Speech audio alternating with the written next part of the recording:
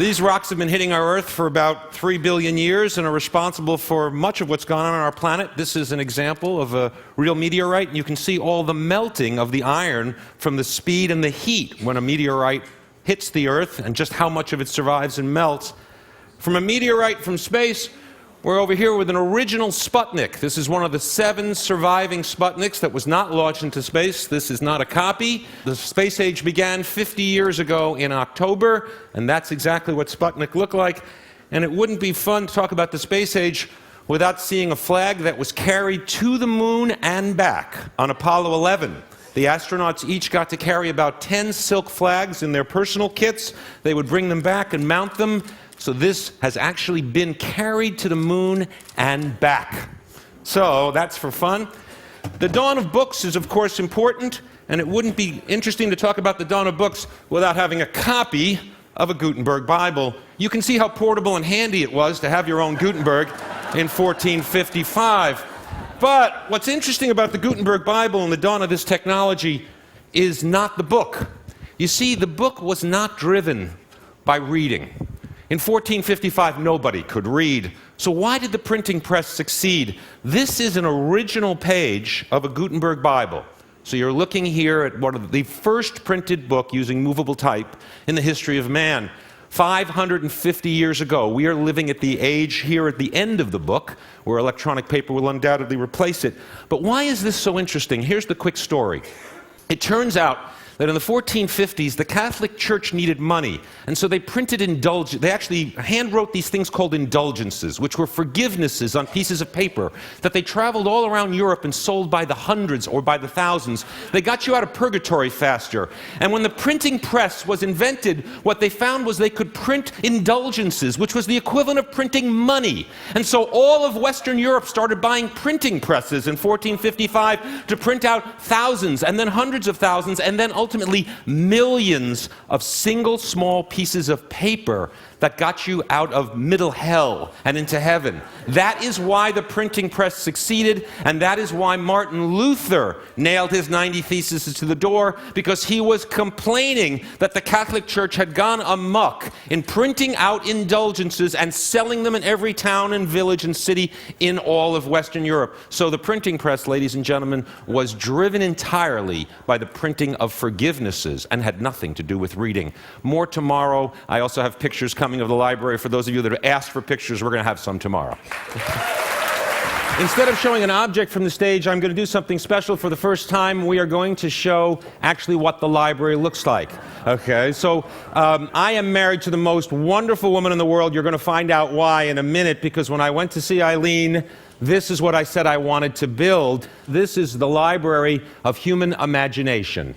The room itself is 3 stories tall. In the glass panels is 5,000 years of human imagination that are computer controlled. The room is a theater. It changes colors. And all throughout the library are different objects, different spaces. It's designed like an Escher print.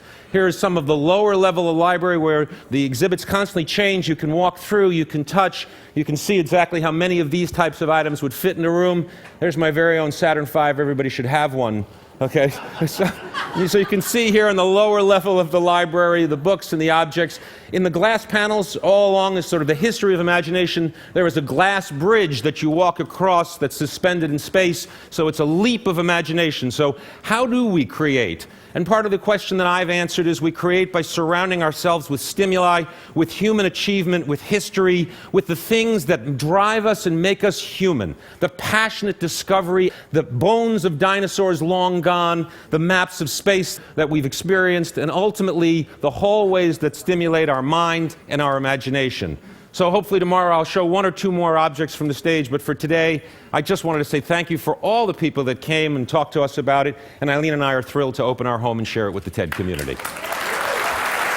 TED is all about patterns in the clouds. It's all about connections. It's all about seeing things that everybody else has seen before, but thinking about them in ways that nobody has thought of them before. And that's really what discovery and imagination is all about. For example, we can look at a DNA molecule model here None of us really have ever seen one, but we know it exists because we've been taught to understand why this molecule. But we can also look at an Enigma machine from the Nazis in World War II that was a coding and decoding machine. Now you might say, what does this have to do with this? Well, this is the code for life, and this is a code for death. These two molecules code and decode, and yet looking at them you would see a machine and a molecule. But once you've seen them in a new way, you realize that both of these things really are connected. And they're connected primarily because of this here. You see, this is a human brain model. Okay? And it's rare because we never really get to see a brain. We get to see a skull, but there it is. All of imagination, everything we think, we feel, we sense comes through the human brain. And once we create new patterns in this brain, once we shape the brain in a new way, it never returns to its original shape. And I'll give you a quick example. We think about the internet, we think about information that goes across the internet, and we never think about the hidden connection. But I brought along here a lump of coal. Right here, one lump of coal. And what does a lump of coal have to do with the internet? You see, it takes the energy in one lump of coal to move 1 megabyte of information across the net. So every time you download a file, each megabyte is a lump of coal. What that means is a 200 megabyte file looks like this, ladies and gentlemen. Okay? So the next time you download a gigabyte or 2 gigabytes, it's not for free.